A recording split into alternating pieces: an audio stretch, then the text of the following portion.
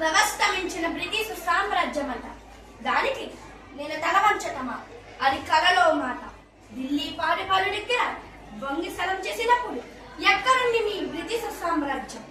బట్టకం కోసం చంద్రగిరి రాజుల దగ్గర యాచించినప్పుడు ఎక్కడుంది మీ బ్రిటిష్ సామ్రాజ్యం? మా పొలాలు మేము దునుకుని వచ్చినంత, కానీ పన్ను కట్టగలిగినంత. అడవిలలో కట్టెలు కొట్టుకొని వచ్చినంత, కానీ సుంకం చెల్లించగలిగినంత. ఏమిటి ఈ శుద్ధి శాతలు? Loaded bastard! ఏమిటి? నన్ను ఈ మన్యానికే రాజుగా ప్రకటిస్తారా? ఈ ఒక్క మన్యానికే కాదు, నా భారతదేశానికే నన్ను రాజుగా ప్రకటించిన నేను మీకు లొంగేలేదు. ఓ, నక్క జిత్తుల వైరం మీకు బాగా తెలుసు. కాలే కొలుపులతో డొక్కలు వెగరేస్తూ బక్క చిక్కిన నా ప్రజానికానికి కొలుపు నిండా తిండి లేకుండా చేసిన మీరు నన్ను ఈ మన్యానికే రాజుగా ప్రకటిస్తారా? మీరు నాకు నాగరికత నేర్పుతారా? మీ దేశంలో బట్ట కట్టడం చేతగాని రోజుల్లో ఇక్కడ పొట్టి వస్త్రాలు నేసారు.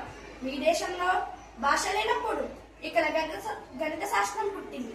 ఇక్కడ గాలి పవిత్రం, నీరు పవిత్రం, ప్రకృతి పవిత్రం, సమస్తం పవిత్రం.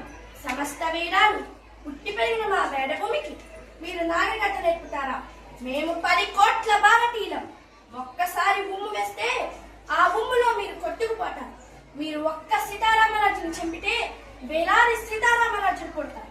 విప్లవానికి ఖరీదు కట్టి నీలాంటి వాళ్ళ గుండెల్లో నిద్రపోతారు. నాలోన ఒక్కొక్క రక్త బిందువు ఒక్కొక్క సీతారామరాజై నిన్ను నీ దేశాన్ని సర్వనాశనం చేస్తారు. ఇది ప్రళయకాల రుద్రకేల అగ్నిగోళ నేత్రం. ఆ నేత్రం తరగపెరిందా సముద్ర తెలంగాణ అవతల దాగి ఉన్న నీ బ్రిటిష్ సామ్రాజ్యం ఒకట వేలితో బొగ్గుల మార్చిమేస్తారు.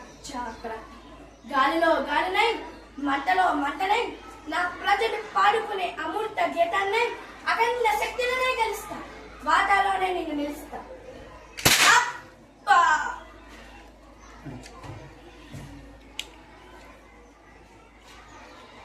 సీతారామరాజు చచ్చిపోయారనుకుంటున్నారా? చావలేదురా. సీతారామరాజు ఒక వ్యక్తి, సీతారామరాజు ఒక శక్తి. సీతారామరాజు మన్యం విప్లవ వీరుడు. అబ్బా, ఎంత పని చేసావురా మూర్ఖుడా! వందే మాతరం, వందే మాతరం, వందే